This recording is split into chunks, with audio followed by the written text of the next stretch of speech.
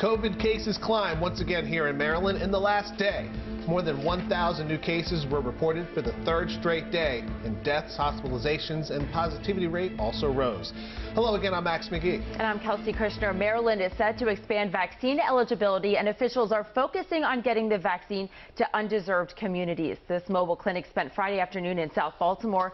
In total, MedStar Health has given 1,000 shots, and they're at their mobile clinic. At the University of Maryland, Baltimore, another vaccine clinic is only for those who live in the city and referred by the city health department. The number of vaccinated people in Maryland is growing. More than 760,000 Marylanders are now fully vaccinated, and over 1.3 million have had at least one dose of a vaccine. And nationally, the CDC reports more than 121 million vaccine doses have been administered. Of that number, more than 79 million people have received at least one dose. That's a quarter of the country. And 43 million are fully vaccinated. In the last 7 days, the U.S. is averaging roughly 2.4 million doses administered daily.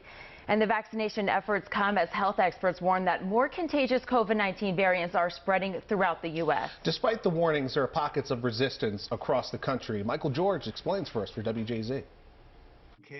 Dr. Anthony Fauci says more contagious COVID variants spreading around the U.S. can be fought with vaccines, social distancing, and masks. If we don't do those things, there is a threat that we will see a surge coming up. You've been vaccinated and you parade around in 2 masks for show. Masks are not theater.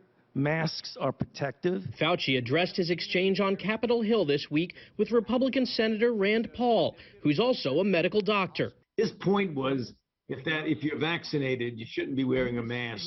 In fact, as the more people get vaccinated, just put masks away. It's theater.